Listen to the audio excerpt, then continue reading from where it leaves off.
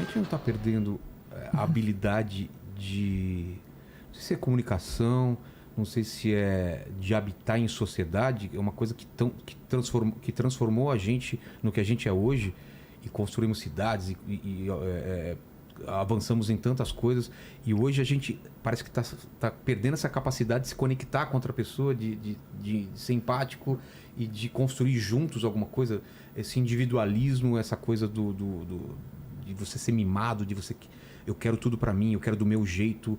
Não é um problema isso? E ele pode aumentar com a tecnologia? Com certeza estamos desenvolvendo um baixo nível de tolerância à frustração. Exato, é isso. De tal maneira que se uma pessoa me desagrada num canal de internet, eu simplesmente fecho aquele e vou para outro. Quando a convivência física vai sendo cada vez mais evitada... Eu simplesmente bloqueio. Ou deixo de conviver. Eu escolho exatamente aquilo que me agrada. Só que antes não era assim, né? A gente convivia com diferente... Era normal você assistir um filme no cinema e falar não gostei. Você não precisava ir para a internet e destruir o diretor ou o ator. Parece que a gente convivia mais com o que... isso eu gosto, eu não gosto, mas tá tudo bem. Numa mesa eu sento com gente que pensa diferente. Agora parece que isso está cada vez mais difícil. Isso que a gente está fazendo aqui no podcast, conversando com bastante pessoa, isso na vida real parece que não acontece mais. Baixíssimo nível de tolerância à frustração. Muito rapidamente as pessoas derivam para o ódio daquilo que não lhes agrada, daquilo... E uma sensação de que são donas de alguma verdade, que é terrível, porque uma das coisas que fazem um homem crescer é o ânimo de aprendiz. Esse ânimo de aprendiz exige que você saiba que não sabe. E se exponha ao que você acha que é errado. Ao contraditório. Ao que é contraditório, ao que você... não concordo, me explica aí esse negócio. Escute e pense sobre aquilo, né? Se você não se sente dono da verdade, quem vem com uma opinião diferente para você é animador. Tem ali, eu vou ver o ponto de vista dele. Quem sabe tem alguma coisa que eu não vi ainda. E acaba que esse tipo de conexão, você cresce, o outro cresce, é tese, antítese, síntese, é dialética. Né? A partir do momento que eu me fecho numa opinião que toma ares de verdade, eu não cresço mais, fico congelado ali. Mas veja bem como é que isso está relacionado com a questão da falta de identidade. As pessoas não têm nenhuma vida interior, não sabem quem elas são. Então elas começam a colocar a identidade delas em cima de uma opinião. Quem sou eu? Quem sou eu? Eu sou a pessoa que pensa assim. Eu sou a pessoa que gosta de fulano. Eu sou a pessoa que gosta de tal posição política, ou artística, ou religiosa, ou esportiva. Ou seja, eu sou essa opinião. Portanto, se você combate essa opinião, você está combatendo a mim mesmo. Putz, é por a isso reação que a pessoa fica é odiosa. tão nervosa. Porque como assim? Isso... Você está falando isso do meu time, você está falando isso da minha religião, você está falando isso do meu político, isso sou eu. E não é, né? Não é. Aquele político vai morrer, vai entrar outro e você não vai deixar de ser você, né? Você... A pessoa, por falta de uma identidade verdadeira, ela está se identificando com as suas opiniões. Então, eu sou isso. Se você bate nisso, você está batendo em mim. Então, muito rapidamente as coisas derivam para o ódio, para a violência, porque não há como contestar uma opinião que tomou ares de verdade. Eu sou isso. Enquanto o homem não se interioriza, não procura uma identidade mais profunda, né? E é curioso porque muitas vezes não é nenhuma posição que ele escolheu, ele foi escolhido, porque são grupos, né? São tribos. Se você considerar aquela frase que se atribui a Marco Aurélio, o imperador estoico, ele dizia que a morte de um único ser humano me empobrece, porque é o universo ímpar e irrepetível com o qual eu deixei de travar contato. Imagina você, cada ser humano, uma realidade ímpar e irrepetível, ou seja, cada um de nós totalmente diferente. Qual é a chance de você aprender uma coisa nova? É imensa com essa pessoa. E você não teria grupos, como nós temos às vezes, 2 grupos em 200 milhões de pessoas. Significa que deve ter 2 pensando e o resto está clonando. Você teria 200 milhões de visões diferentes, se cada um tivesse uma identidade profunda. Isso aí dava para conciliar, para montar e ter uma visão muito mais completa da vida. Se bando de gente pensando em grupo, isso aí provavelmente tem um pensando. Pois é. E o resto está clonando. Porque não é comum tanta gente assim, pensando igualzinho. Sinal de que estão se identificando com uma opinião e uma opinião que nem delas não é. Isso é muito O que me dá um alento é o número de pessoas que, por exemplo, está assistindo esse papo ou que vai assistir esse papo. Porque se ela se abre para um tipo de conversa disso, no mínimo, ela tá querendo aprender ou tá colocando à prova as verdades dela. Não é? Porque senão não suportaria, já estaria com raiva Exato. de nós e já teria desligado. Já teria formado uma opinião. Mas isso é tudo besteira. Nem vê o desenvolvimento, né, do assunto ou da conversa. Felizmente, né? Existem algumas pessoas que estão querendo atravessar aquela linhazinha, estão querendo ver um pouco mais.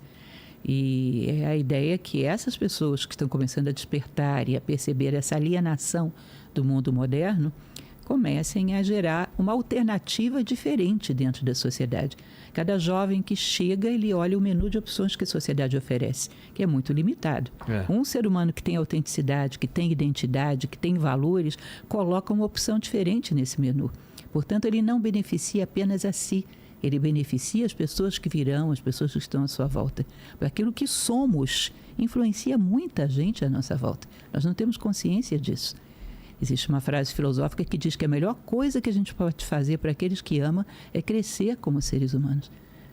É muito melhor do que deixar coisas materiais, é muito melhor do que qualquer coisa. É uma referência que pode, durante a vida, tirar essa pessoa de muitos apertos. Tá? Deixar um valor ou uma referência de autocontrole, de serenidade, de sobriedade, de fidelidade a princípios. Imagina, um filho a vida inteira vai ter essa referência dentro de si. Isso pode salvar a vida dele em determinados momentos. Nós queremos deixar coisas materiais. Tá bom, deixe. Quer deixar um apartamento, deixe. Mas imagina uma situação, como dizia minha avó, que os anjos não digam amém, né? Mas uma situação em que aconteça uma guerra civil, que essas polaridades todas aí desandem para uma guerra. Numa guerra civil, apartamento protege de quê? Se essa pessoa tem autocontrole, tem um pouco de fraternidade, tem um pouco de lucidez, ela salva a sua pele e ainda salva de mais um bocado de gente. Bom, eu tenho 60 anos de idade, ainda hoje passa constantemente pela minha cabeça aquilo que meu pai e minha mãe me ensinaram, a vida inteira. Você não perde isso nunca. Ensinar não só o que eles falaram, mas é o exemplo de vida deles, né? A maior parte dos exemplos que eu tenho do meu pai não é conversa que eu tive com ele, porque nem era da geração dele de conversar muito. Mas é ele trabalhando o dia inteiro, trabalhando pesado, é ele não tendo preguiça de fazer nada, é ele disposto a ajudar as pessoas. Esse tipo de coisa fica na cabeça da gente. E eu me preocupo isso também. O meu filho, quando ele está aqui, eu estou fazendo podcast, ele está lá. Por mais que ele esteja lá, mexendo no tablet, olhando, ele está vendo que eu estou aqui todo dia, que aquilo faz parte de uma coisa que tem que ser feita, que muita gente, ele me encontra vendo as pessoas falando, pô, eu assisto o programa, obrigado por aquilo. Ele começa a fazer conexão, talvez. Tem 8 anos, mas eu tinha 8 anos, eu lembro de coisas. Ele vai lembrar de alguma coisa disso. Espero que coisas boas, né? Com certeza. Quando as pessoas me perguntam, muitas vezes alunos perguntam, como é que eu protejo meu filho adolescente de influências do traficante, de coisas nocivas? Eu sempre digo a mesma coisa, faça o teu filho te admirar. Porque se o teu filho te admira, a tua opinião tem um peso 10 vezes maior do que a opinião do outro. Porque é da psique do jovem gostar de heróis. A criança gosta dos heróis no conto de fada, na história. O adolescente quer começar a viver uma dose de heroísmo. Ele busca o heroísmo. Então, se ele tem algo no pai, na mãe, que ele admira, a opinião dessas pessoas tem uma importância muito grande. Agora, se não tem admiração, aí ele vai buscar heróis dentro da sociedade.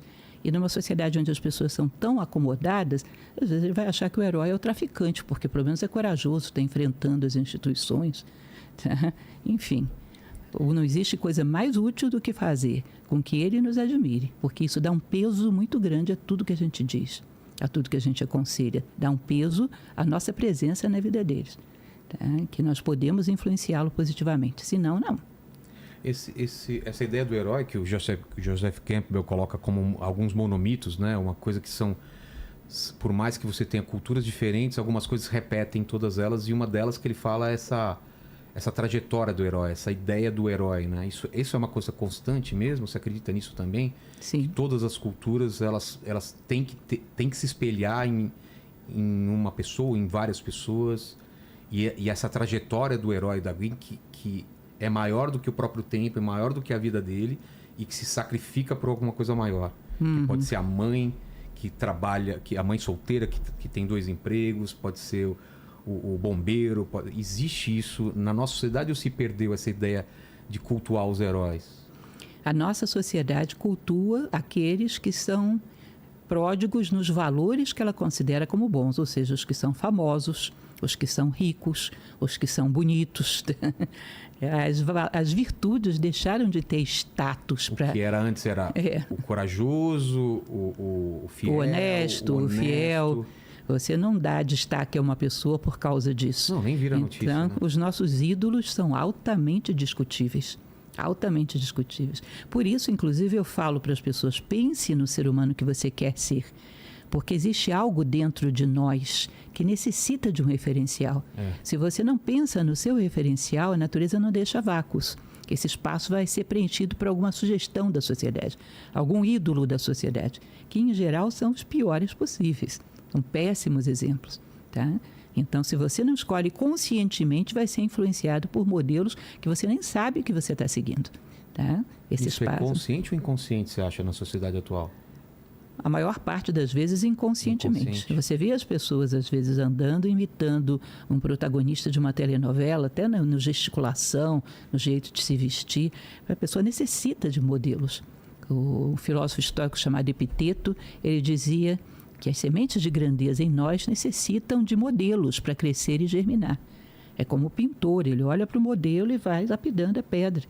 Ou seja, se você não escolhe esse modelo vai ser escolhido por alguém e você vai captá-lo inconscientemente e ele vai te influenciar.